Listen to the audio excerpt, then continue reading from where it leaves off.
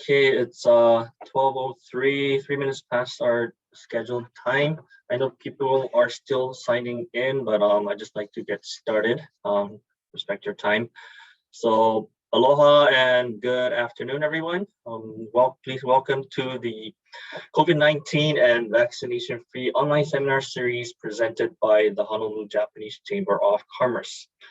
Today's topic is Series Day 1, COVID-19 and Community Health.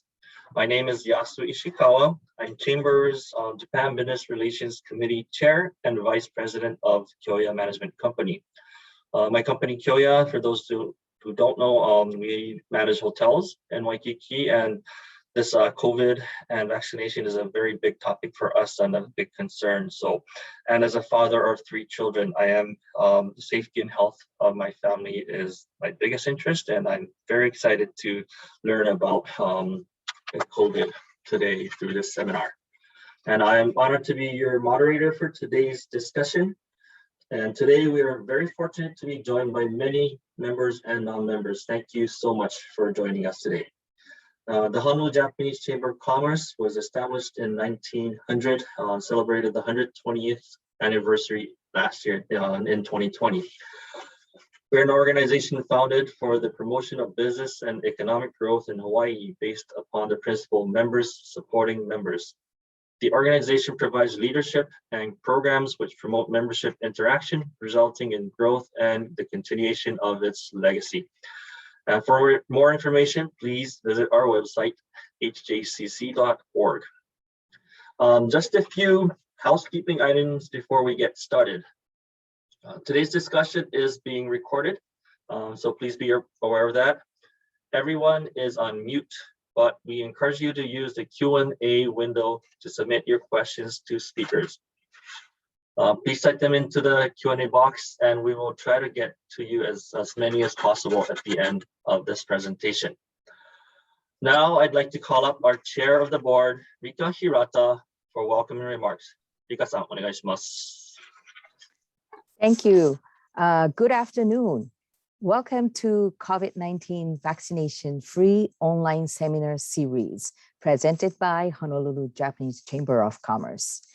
This online seminar series is a program to strengthen livelihood and business foundations for Japanese nationals overseas and people of Japanese descent, Nikkeijin, which is supported by the Japanese government.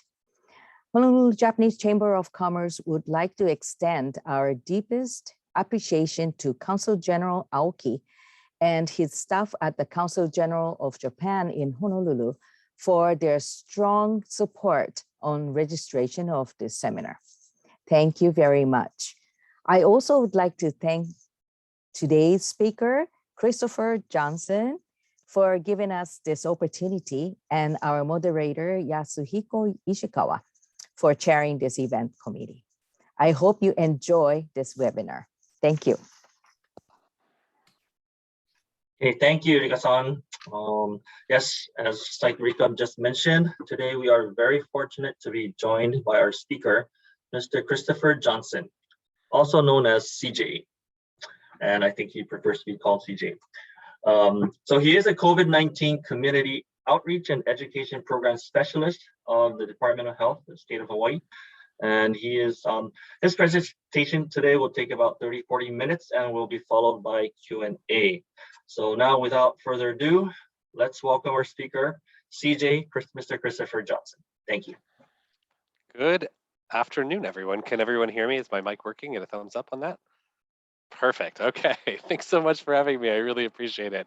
As they said, my name is CJ. I'm the Community Partnerships Lead for the Department of Health COVID-19 Outreach and Public Health Education, or COFI initiative. I'm also a parent, an uncle, and son of an independent family doctor who treated at least 2 or 3 generations of children and parents in Las Vegas before retiring this year. For over a year now, I have been working with community organizations, faith and cultural leaders, health professionals, teachers, business leaders, social service providers, and many others to better understand community concerns about COVID vaccines and to help trusted partners provide timely and accurate information to people who trust them for guidance. So I think we're in a phase of this pandemic where community level conversations and even one-on-one conversations are really, really critical to getting this right, and are going to end up being much more persuasive than media campaigns and incentives that we've used in the past. And what that means is that it's important for everybody who has a platform and that they also have the confidence to be vaccine ambassadors so that they can answer some of those trickier questions that are out there. So they call me a public health educator, but I'm really just as committed to educating the Department of Health as I am to educating the community. I love to hear back from what people are hearing so that we can do a better job of communicating and sharing. So I'm going to share, like he said, a presentation for about the first half of the session, but I'm really looking forward to hearing your voices and hearing your concerns. So please feel free to add questions to the chat as we go. There should be plenty of time afterwards for discussion. Most of what I am sharing today is available on our official DOH COVID website, which is hawaiicovid19.com. We have data dashboards, printable flyers, calendars, maps of testing and vaccination and disease activity, work and school guidance, home care information, and much, much more. We update it frequently. We also translate all of our public facing guidance into 20 languages as a matter of routine. We take that very seriously. We're very proud that we're one of the best COVID and vaccine language libraries in the world, in fact. You can subscribe at the bottom of any page at hawaiicovid19.com to get regular updates so that you don't miss anything and you don't have to keep refreshing the page. We're also really active on social media, especially Facebook and Instagram, to provide the latest updates. So if you take away anything from today, I hope it's these two things. One, the coronavirus replicates quickly, it adapts quickly, and it mutates quickly, and it's invisible until it's too late. And the other is that vaccines are one of the oldest, best studied, continuously improved, and safest classes of medicine that we have. And essentially, what they do and how they work is they give our immune systems a head start in preparing to address new threats. So before COVID-19, most of us didn't think about pandemics very often, if at all. To a lot of us, this pandemic seems like it's a really freak event. It's this freak disruption, and it feels very chaotic and very unsure. But the people that study them know really well one thing about pandemics is that the history of humanity is inseparable from the long history of pandemics. Even our oldest religious texts refer to plagues as one of these dire existential threats to us, right? And the history of vaccines is using the quiet between pandemics to learn and to plan and improve our strategies and our tools so that the next time a pandemic inevitably arrives, which it always does, we're a little bit better prepared. So seeing that bigger picture, what I hope was that will that'll make us feel a little bit more confident in the tools that we have now and how we got to where we are. But I think to understand pandemics on a historic scale, it's important to start with understanding viruses on a small scale. So I want to go small after going big. So really just starting with what is a virus. A virus is a type of genetic code that replicates by entering and hijacking a host cell. By a lot of different definitions, they're not even living things. They're just these errant proteins that float around. They don't swim. They don't have any mobility of their own, but they're opportunistic, right? And they get into our systems. But once they're inside of our cells, they create copies of ourselves using the host cell and they replicate within that cell until it bursts, and then those copies spread out through the system in search of more cells to hijack. So I think we hear a lot of people that are worried about whether vaccines affect our DNA. The reality of it is viruses are little DNA disrupting monsters that turn our own cells against us and turn them into virus factories. And why is that important? It's important because what that means is that genetically, every virus is part virus and part host, right? So every time a virus jumps from one person to another person, it mutates a little bit and it creates a variant. Now, most of those mutations don't change the way that the virus behaves or what it does. Think of it kind of like a new haircut on the same disease, right? But every once in a while, you will get a mutation that will make the virus more contagious, more severe, or more resistant to our defenses like vaccines and treatments. And when any of those things happen, a variant becomes what we've been calling a variant of interest. You probably heard that concern. And then when that variant starts out competing other variants in a community, we call it a variant of concern. So when we talk about Delta and more recently the Omicron variants, that's what we mean. That's what we're talking about when we talk about variants of concerns. It also means the more transmission occurs, the more likely a variant of concern will emerge. And that's why vaccination, in addition to personal and community protection, vaccination and getting the community vaccinated and getting the population vaccinated reduces the risks and reduces the likelihood of rolling the dice and ending up with another more dangerous variant. Another key characteristic of viruses is that they spread exponentially. All that means is that they don't spread at a steady rate, right? It's not a 1 to 2 to 3 to 4. So in the case of early strains of COVID, the alpha and the original variants, we saw a transmission rate of around 3x, which is to say each person that got sick, on average, not exactly, but on average, was likely to get another 3 people or so sick. Well, what that means exponentially is, of course, each one of those 3 people gets another people sick. So in just 2 generations of transmission, you end up with 13 total infections from that one original case. And that chain continues, right? So that next generation is going to be 27 and then 81. So even at that rate, even that 3x rate that we saw, nearly 2 years ago now, was really concerning. That was enough to set alarms off. But the Delta variant has a transmission rate that we now understand to be closer to about 8x, right? Which means that in just 2 generations, we go from 1% to 8, then we go to over in just 2 generations again, more than 70 cases from that one original case, compared to, like I said, just 12 or 13 with the original strains. I heard an expert once describe that as the difference between getting honey stuck on your fingers and trying to get it off versus gorilla glue, getting gorilla glue on your fingers. It's just a much stickier variant. It's a much stickier disease.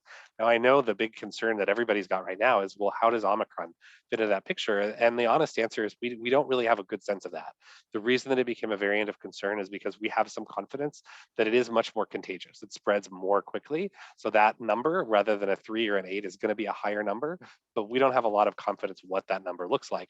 And there's a lot of reasons for that, but I think one of the big ones is that it's in the wild with a lot of other variants that are moving around, especially Delta.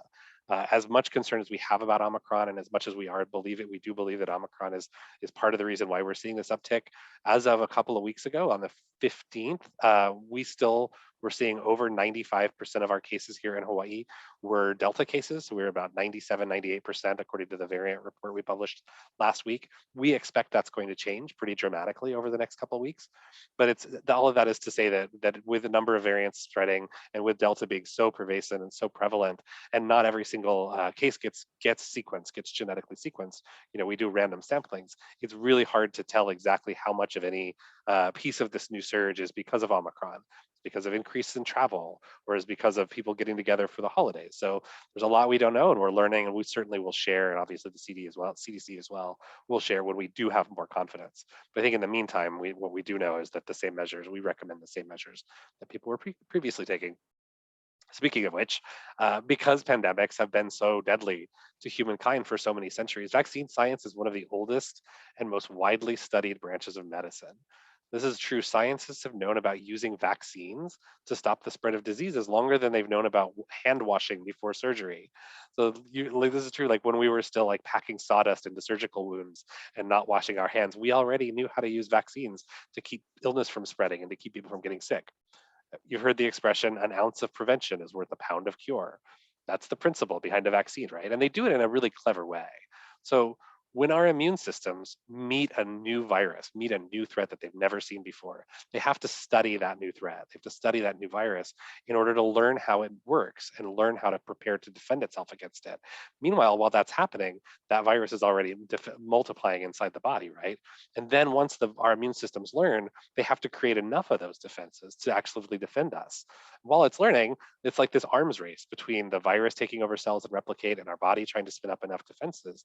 So it's, like I said, a bit of an arms race. And of course, the faster the virus multiplies, the more damage it's doing while our immune system is getting up to speed, is building these antibodies that it wants to build anyway.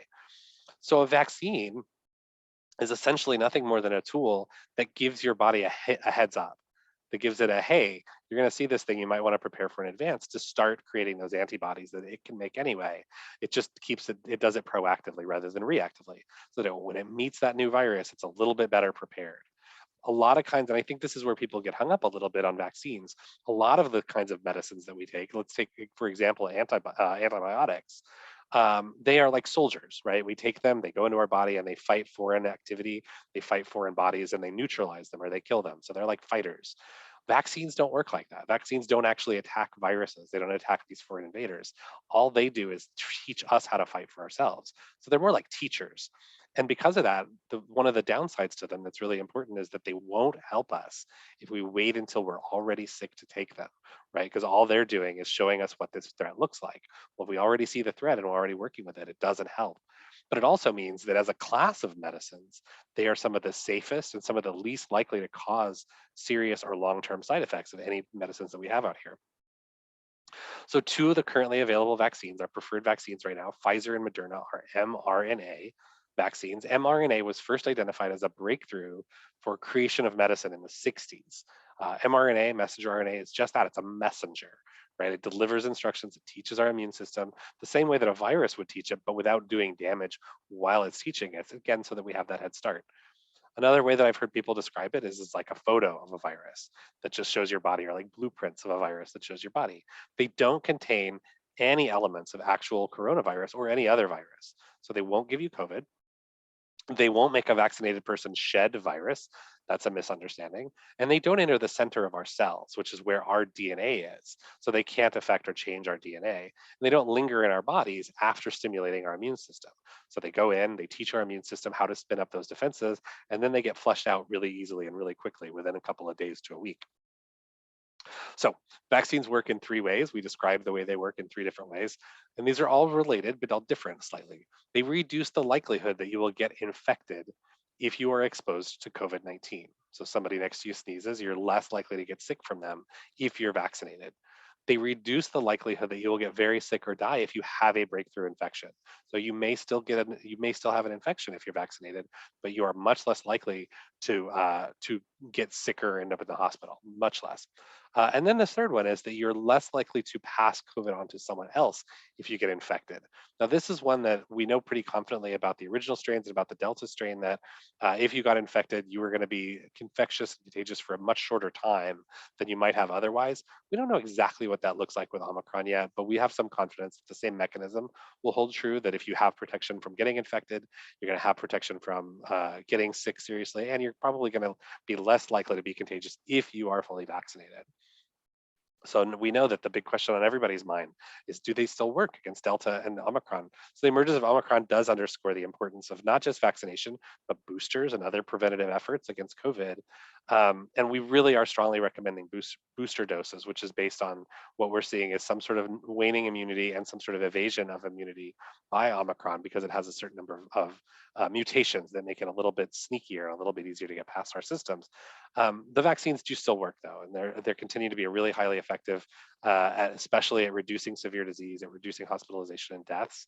But we do, again, we see that reduced protection against mild and moderate disease, especially in certain segments of the population who may be more at risk in the first place. So still using our guidance, using this latest guidance as a response to a combination of things, right? It's a little bit of waning immunity, we think. It's a little bit that the Omicron works a little bit differently and it looks a little bit differently. We are really encouraging everybody to get boosted as soon as they can. It will significantly increase protection. We do know that pretty confidently, that people that are exposed and they are fully vaccinated and fully boosted have less likelihood to get sick, less likely to get very sick, and are less likely to pass the disease on to others. This is the next section is I want to talk a little bit about some of the misinformation that's out there. I know it can be really challenging. There's a lot of different information in the media landscape. People have that didn't come into this with a lot of background in immunology or epidemiology may have questions and maybe hearing contradictory information. So I want to start off by just saying COVID-19 vaccines are new recipes. It is absolutely true. That's something that we hear a lot, but they were made with ingredients and techniques that we have been using and improving for decades, and in some cases even centuries. So it's true, right? It's absolutely true that the time from COVID becoming an emergency to vaccines becoming available was faster than it is for most medicines. That's actually a good thing and not a cause for concern about their safety. Just like when we're planned for house fires or planned for earthquakes or planned for medical emergencies, pandemic planning doesn't start when the emergency starts. Pandemic planning is ongoing. The organizing and the testing has been ongoing for many, many decades, in some cases centuries, and it builds on previous experience, right? We learn every time. So our current vaccines weren't just the product of a year of emergency response. They were the product of thousands of years of plagues and pandemics. Remember, plagues and pandemics have been with us since the beginning of humanity. And the best we've ever been able to do is use that calm between them to study and better prepare. They're the products of hundreds of years of vaccine science and progress. So this is a little bit, here's your trivia for the day. The term vaccine derives from vacca, which is Latin for cow. So the history of vaccination is a researcher in the 1700s noticed that milkmaids tended to be immune to smallpox, which was a highly deadly, still is a highly deadly disease, and couldn't figure out why these milkmaids weren't getting sick. And it turned out that they had, all of the ones that were immune or resistant to it had been infected previously with cowpox. And cowpox is a relatively mild virus that's closely related to smallpox, which is a severe virus. And it's closely related enough that the antibodies and the defenses that their bodies made to help fight cowpox made them immune to smallpox. So the earliest vaccines that we had were some of the earliest. There's others certainly besides these, and this is where the name comes from. But the first efforts were exposing people who are otherwise healthy to cowpox proactively and preventatively, and that would encourage their bodies to create these antibodies so that they were later immune to smallpox. And this worked extremely well. And this was the beginning of this idea that it was much easier and much safer and much healthier to prevent illness in the first place than to try to stop these really contagious, really virulent illnesses. Another thing, century, right? Since the 1918 flu killed nearly 50 million people, possibly over 50 million people, and really started the modern pandemic preparedness era. The 1918 flu changed everything. It fundamentally changed medicine. It changed the way our cities are laid out and planned and how we do sanitation. It essentially created the entire field of public health as we know it today. It made preparedness for pandemics one of our top health priorities. It also led to the creation of what is now the National Institutes for Health in the United States and the network for academic research labs that we use. 60 years of mRNA research went into the vaccines. mRNA is not new technology. I know that there's a lot of concern that it's new or it's experimental. mRNA was first identified in the 1960s, and both BioNTech and Moderna, the two main companies that have been working on this technology, have been studying it and developing it for decades, right? They didn't just come up with the idea out of nowhere.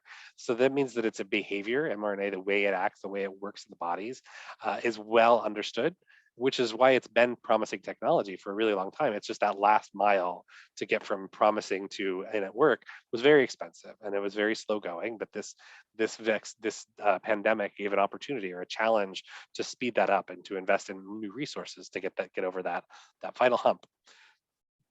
And then, of course, there's been 20 years of planning for emergency use authorization. This is one that I know a lot of people get hung up on. EUA wasn't an afterthought.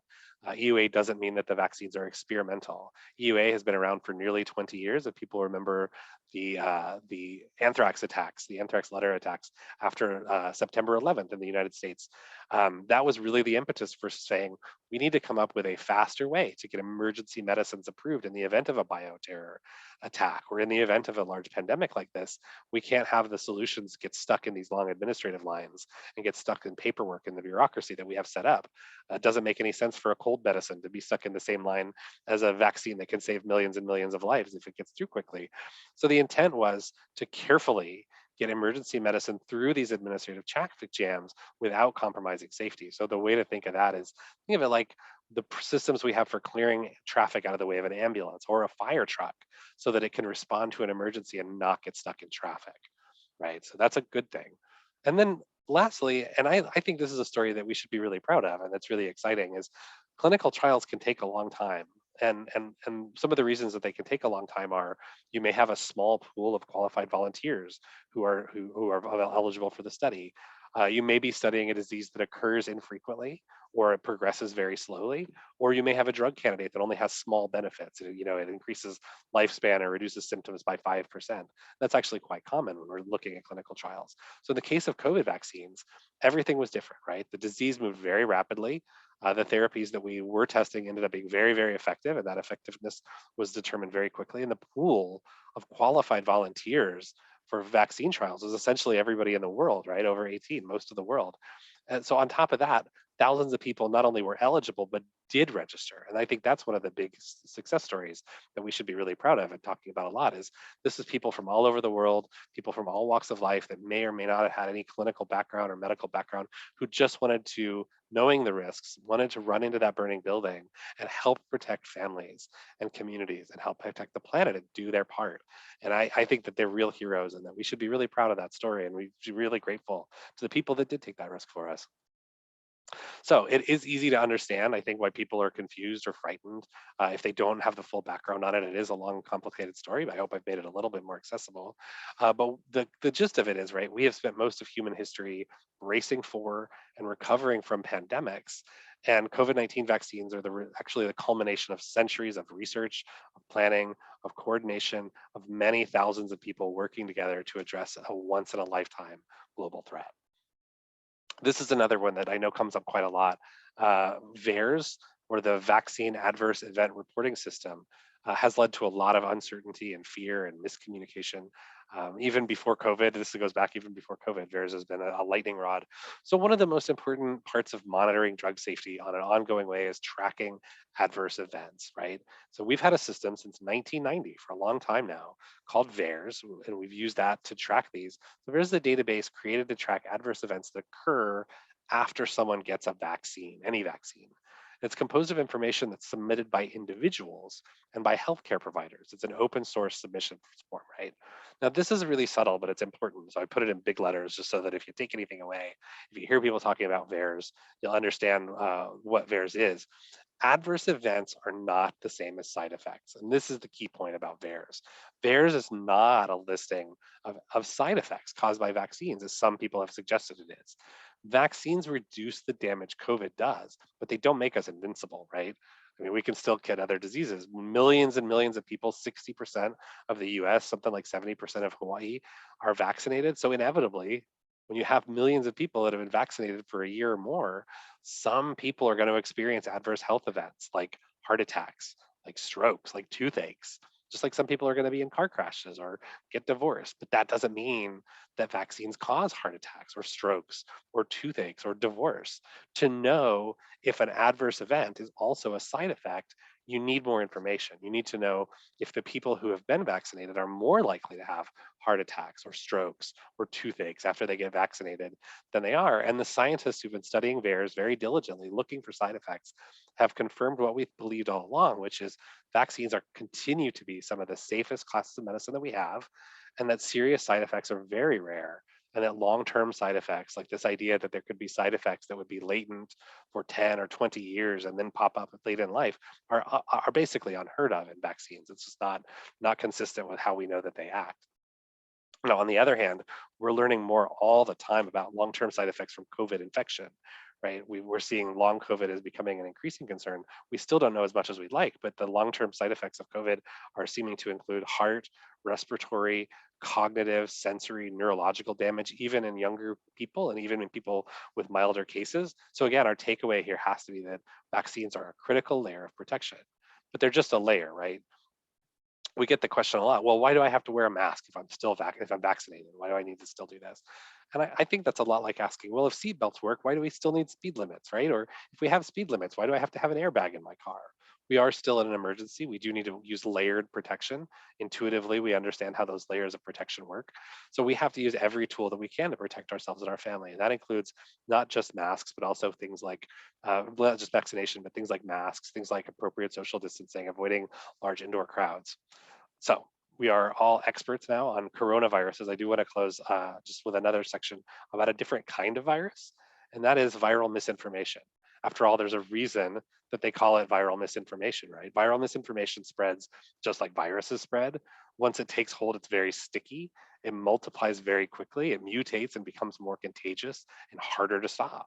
And just like biological viruses, prevention is more effective at trying to minimize the damage than trying to deal with it once there's already community spread. So I always like to encourage people to remember that mainstream social media platforms like TikTok and YouTube and Instagram and Facebook are some of the most profitable companies in the world, right? They make huge amounts of money, but they provide us with a service for free while getting rich. Well, what should we make of that? What should we make of that financial model, that business model? Well, for starters, it tells us that we're not their customer, right? We're the menu. Our attention and our fears and our anger and our outreach and our clicks and our likes and our comments and our shares, that's what Facebook sells. And we don't even know who they're selling it to most of the time. And they're barely accountable for what they do to keep our attention. They're not incentivized to educate us or to tell us the truth. They're incentivized to keep us confused and keep us clicking. And increasingly, what we know about what keeps people clicking from recent links at Facebook is anger and volatile emotions keep people more engaged. And so that's why it's really dicey to try to relay too much on social media for good information, for credible information. We can't reform that. I wish that there was a way that we could wave a wand and make for more responsible and more accountable social media. I hope we do someday. But in the meantime, I think better understanding it and limiting its influence with good social hygiene can be really valuable, really important. So there's a couple of ideas here. For starters, if it's not really easy on a website or a post to see where a claim originated or who wrote it or the staff of the org that runs the site, or if they use vague terms in a post like a major new study or experts agree or a trusted university reported, but they don't say who it was. Or, and this is a big one lately, I think we see a lot of this, if someone is a lawyer or a computer scientist or a dentist or has some other credentials that might be impressive by themselves, but aren't particularly relevant to public health or immunology or epidemiology, and they're making these bold claims that are outliers, that are different from what our authorities are saying, that's an opportunity to be really skeptical. I think you would be really want to be skeptical about anything that was coming from there. And I want to be clear that it's not that public health and medicine are never wrong, right? We make mistakes. We try to learn from the mistakes. And it's not that skepticism isn't allowed. It's that not all skepticism is equally informed or equally credible. And in the case of epidemiology in particular, I don't know if any of you know any epidemiologists, but epidemiology trains people to be skeptics. So it's not, again, that skepticism isn't allowed. It's that there's different values and different qualities of skepticism. And boy, some of the epis I know are some of the most skeptical folks I've ever met, to the point where they're maybe a little bit killjoys. Like, you can't get anything past these guys. The other thing about epidemiology is that it does have a really high burden of proof for new claims, and a highly organized hierarchy of evidence is what we call it, that helps cut through the noise of bias, of cherry picking, of motivated reasoning, and of fraud. And so just because you hear a handful of novel conclusions that say something different from what the consensus is or what the systems has led us to have confidence in, that doesn't mean our entire ship should change course. So once you see that and once you know that, I think the next step is not to engage, not to share, and not to react. And this is the challenge, because I think a lot of times we see misinformation or we see bad info out there, and our reflex, especially if it's a friend or someone that we know or trust, we want to jump in. We want to share the correction. We want to argue with them. We want to make an angry react. But here's the thing. The algorithms that run social media platforms don't care why we're engaging. All they care is that we are engaging, right?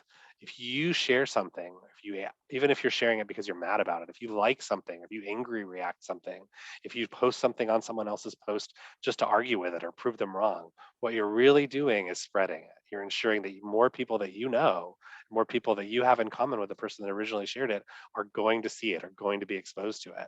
So the best way to engage is not to engage, is the report button. I know I don't know how well the report button actually works. It works sometimes it doesn't. There is a report button for those kinds of things. If they're doing harm, if they're spreading things that are going to get people hurt, the best thing that you can do is report it. But if you're engaging with it, you're amplifying it. If you know someone offline, maybe you can have an offline conversation with them about it and say, hey, just so you know, there's nothing to this, or it's misinformation. But you can't do it on their page. You can't do it on the pages of the people that are profiting from the misinformation. Because if you're engaging with it, you're amplifying it, period. Now, this one sounds kind of obvious, but it really does matter, and it matters a lot, and it helps us a lot. We can't correct misinformation and disinfo by engaging, but you can seek out credible stories and amplify and engage them. Department of Health and our partners put a lot of work. We have a lot of staff that are dedicated to sharing and creating evidence-based, easy to understand, up-to-date information. Your engagement with that information helps it compete. It helps it cut through some of the noise that comes from some of these, in many cases, very well-funded, very catchy, very sticky pieces of misinformation. So everything you can do to help us compete with that, it is in fact very helpful. And finally, if you trust vaccine science, you're probably frustrated with misinformation. I know that I've heard some really disappointing comments out there of calling, people who aren't vaccinated or who don't believe in it COVID-idiots, or suggesting that people don't care about their families or don't care about their communities if they get sick, or that they deserve what they get, which is really sad to me that anyone thinks that. There's a lot of reasons out there. I've been working a lot with with a lot of populations that have low vaccine rates, there are a lot of reasons, a lot of lived experience, a lot of culture behind people's beliefs, behind people's trust or lack of trust in the state or in our healthcare system or in Western medicine in general. And when we shame people, we're alienating them. And misinformation thrives on validating people who feel disrespected or disenfranchised or unheard. And so if we want to get more people vaccinated, if we want to get things back to normal, we have to do everything we can to avoid falling into that trap of pointing fingers, of name calling, of writing people off. You know, they're not going to be available to us down the line if we've already written them off and if we've already marginalized and alienated them. If you want to get angry, if you want to channel that into something, I get angry with misinformation a lot. It is very frustrating. It's the bane of my existence.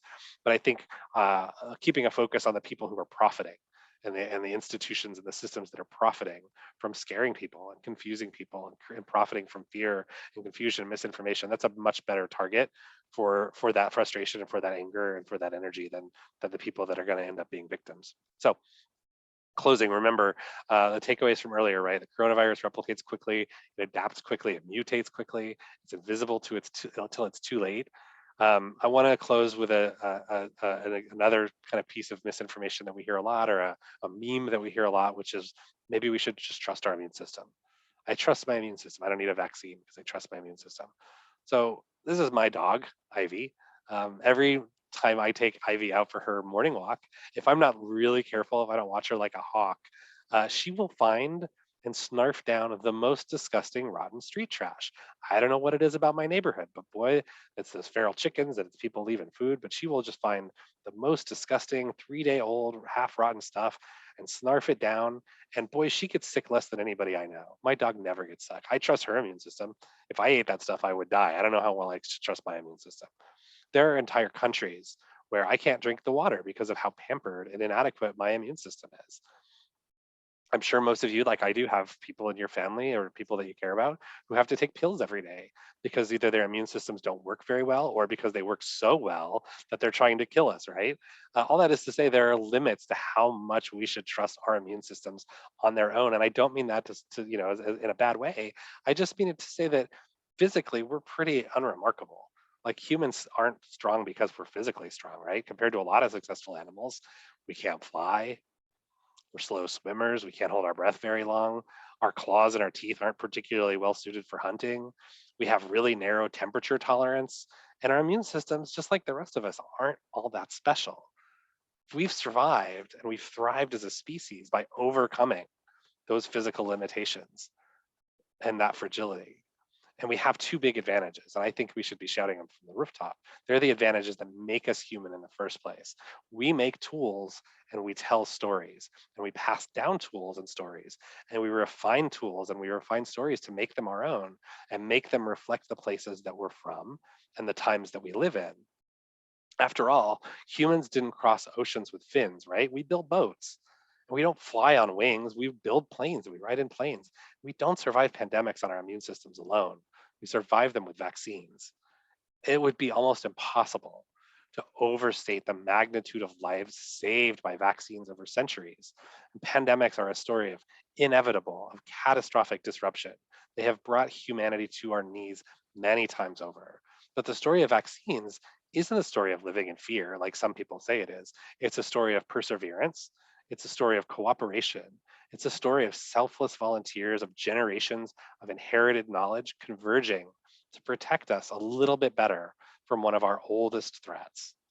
And with that, I would love to thank you for your time and thank you for inviting me. And if any of you are involved in any other groups, community groups, faith groups, professional groups, and you'd like to coordinate and do some more outreach, either including me or work with me on outreach tools for your own presentations, please feel free to drop me a line. And now I'll turn it back to Yasu and see what kind of conversation we can have for the time we have left. So thank you so much for having me.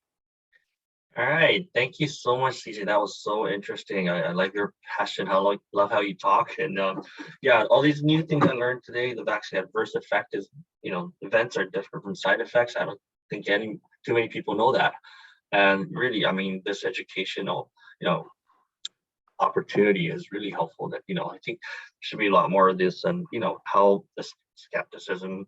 Yes, there's a lot of misinformation out there, and I really feel that this what you do means a lot to the community, and hope you continue doing that. But well, as I wait for yes, please, everybody who attended, if you have any questions, please feel free to type it into the Q&A sessions. But for now, I'd like to raise a few questions from myself. So if I may ask a couple. Please.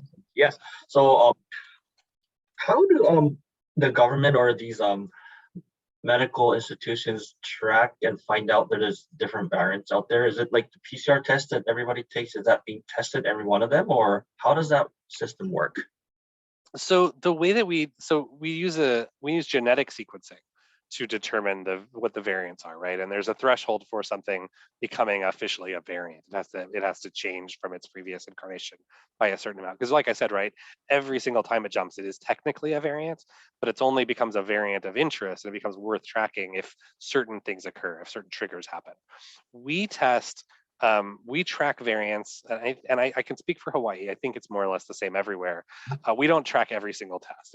It's actually a fairly expensive and involved process to do each one. So what we do is sample. So when we get a lab test, we'll take a portion, a random sampling of those lab tests, and then we'll sequence the positive samples in those.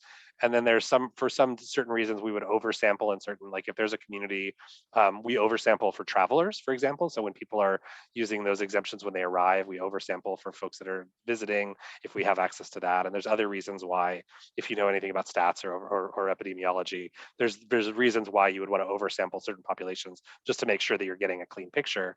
And then that gets updated every couple of weeks in a public facing report. So if you go to hawaiicovid19.com, and actually, I think I have it open. I can share you because I was just looking at the report. In fact, let me pull it up. Yeah, here it is. One second. So we publish a report every 2 weeks. We just published one on the 15th. So it's going to be, unfortunately, I know everybody's like waiting with bated breath to see what the latest report looks like. But this is a report from a couple of weeks ago. I think it covers samples up through the 12th or 13th. So what you can see is, I don't know how well this is reading, but this bright orange, right, and this goes back to July. So this first week here is July 3rd, where you see that about 50% of our cases were Delta variant. And then very quickly from July through, looks like maybe the end of August, where we got to about 95, 99 rather percent were Delta variant. And then since August, that's been it. That's been the story, right? 98, 99, 100% statistically of our cases have been Delta variant. That pink down there at the bottom is Omicron. So that's right there. You can see that, right? Omicron. So that's as of the 12th.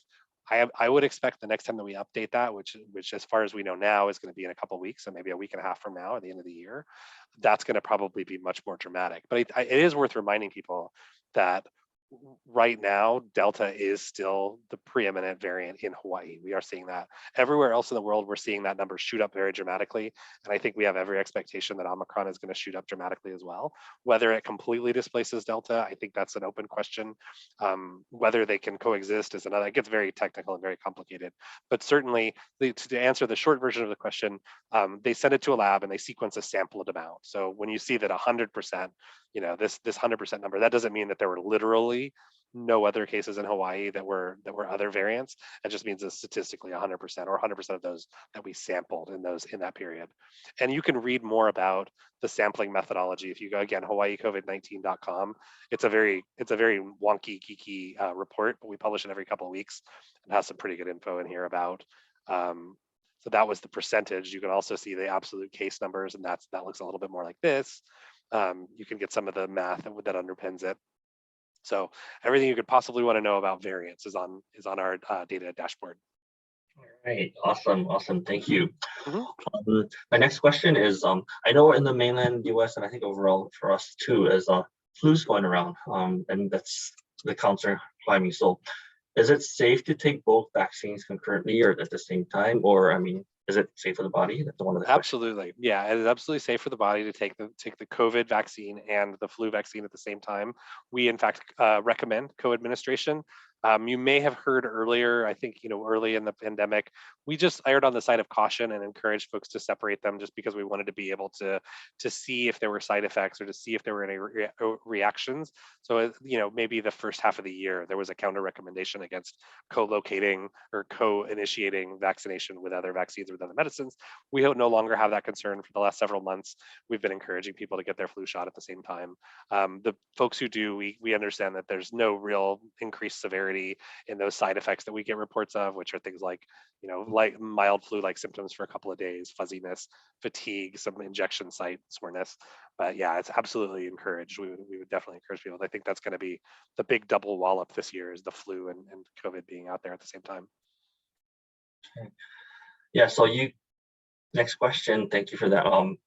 You kind of touched base on that coexistence of different variants, and so when Omicron starts, makes that surge, and then Delta starts to shrink, does that mean that Delta's disappearing or is still there? It's only because it's the strength of the effect, infection? So displacement relies on the idea that you get immunity, you get natural immunity to all variants from any given variant, right? So in order for one to displace another, that would mean that I got Omicron, so that means that I am unlikely to get Delta variant anytime in the near future, in the next 3 to 4 to 6 months, whatever that is. We hope that that's the case. That has been the case for other variants. It's not a given that that's the case. What we certainly are seeing with Omicron in general is that there is a higher incidence of people who already had previous infection with Delta, with other variants, getting reinfected. That doesn't suggest that there's no protective benefit. It just protects that. It just means that there's more variants, there's more genetic variations in Omicron, that the antibodies that your body creates to respond to natural infection are maybe not going to be as robust as they would have been against a variant with fewer mutations. What we are roughly seeing, and again, all of this is sort of in flux, but what we are roughly seeing and what we are roughly recommending is, whereas when we were talking about Delta 2 months ago, we said either natural immunity or vaccine-induced immunity gave you a plateau of protection that was, depending on who you were and what your circumstances were, was like 70 to 90% protection. So you were much, much, much less likely to get sick, and then much less likely to get seriously ill and die. What we're now seeing is, between the variants, between the mutations in Omicron and the natural waning immunity that we get, these antibodies don't last forever. Your body stops remembering that it needs to make them. We're seeing that now that third dose is about as equivalent, either 3 doses of your vaccine or 2 doses plus previous infection. So if you got infected and then you subsequently got fully vaccinated, that's about the same level of protection that you would have expected from just natural immunity or 2-dose immunity 3 months ago. I know that's a little confusing, but basically the short version of it is that booster is protecting from severe illness, hospitalization, and death about as well as just a 2-dose regimen was a couple of months ago against Delta. So that's why we really think it's important for people to get their boosters. Great. Seems like we have a very shy crowd. Don't be shy. Feel free to ask questions. But yes, if you don't mind, I have a few more questions. Please, yeah, no, I'm happy to hang out. Yeah, for sure. Yeah.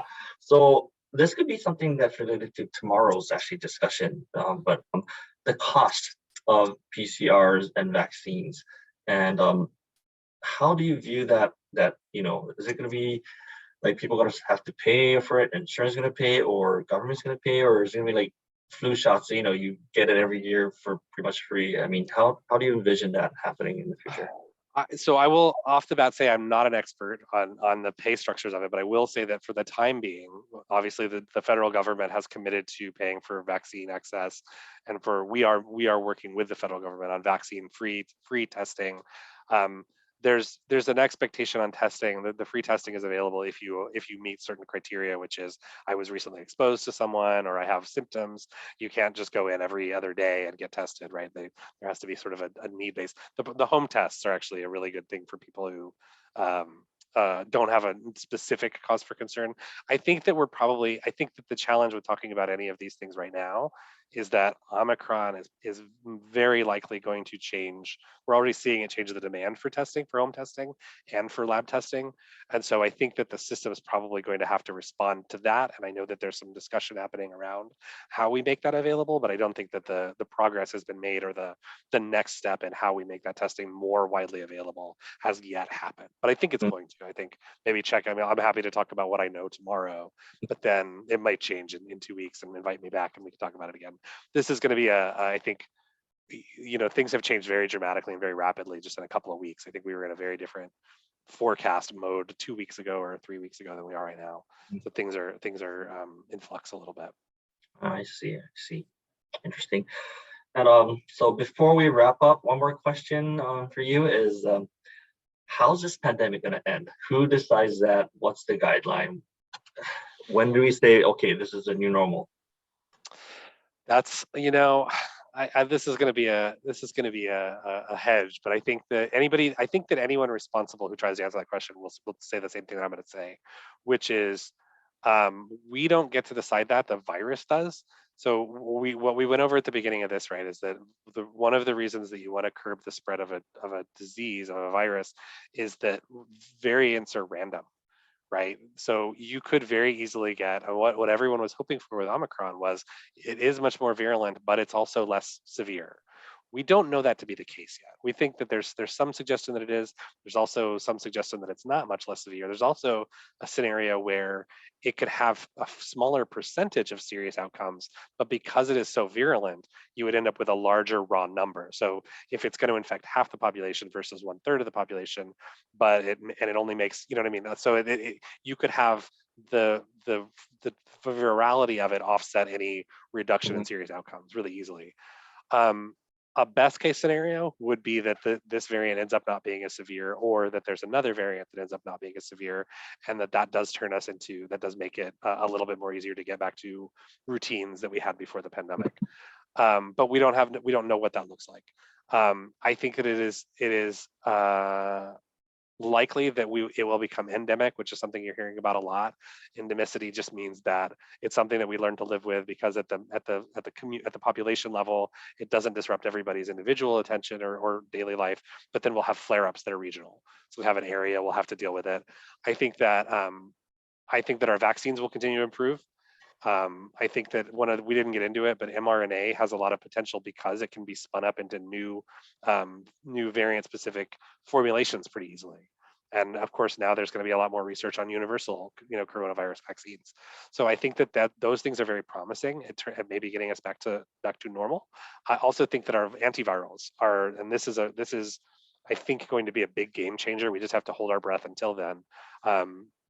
There are a couple of different oral antivirals that have proven to be very, very efficacious at reducing the serious illness if taken within a few days of onset of illness in people that are at risk, and that's incredibly promising. Obviously, prevention is still more important than treatment, or still more valuable than treatment. But I think that's going to change the math quite a bit. I think as we draw this out, the likelihood is that we're going to have to look at social determinants more aggressively. And the things that, what we do know is people with diabetes, people with heart disease, people who are obese have much, much, much worse disease courses in general. And that's true of all acute respiratory illnesses, right? It's just how our systems work. So I think looking at those social determinants, looking at why people are more likely, certain populations, whether that's socioeconomically or environmentally, more vulnerable or more susceptible to diabetes, heart disease, obesity, dealing with those root cause issues, dealing with those social determinants, the longer this goes on, the more important that is as well. So I don't think anybody thinks that there's going to be a snap of the finger and it'll be just like it was in December of 2019. But I do think we're not going to see, I don't think that we'll see the kinds of disruption and shutdown that we saw last year again. I think that there's a lot more tools to manage it. I think there's going to be a lot of stress on our healthcare system for the next several months, but hopefully we'll keep it manageable.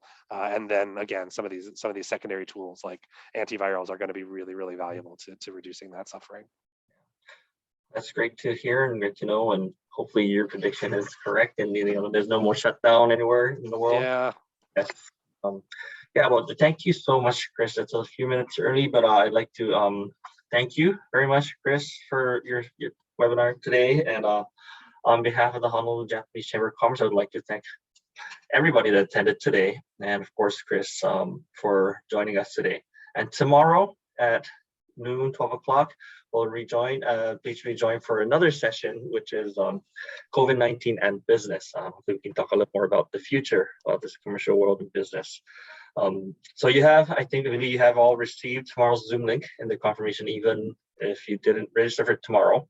So please feel free to join, and please invite whoever you know and is interested in this topic. And we look forward to seeing you tomorrow again. But have a wonderful rest of the day. Mahalo. Thank you all for having me. I appreciate it. Take care. See ya. Bye.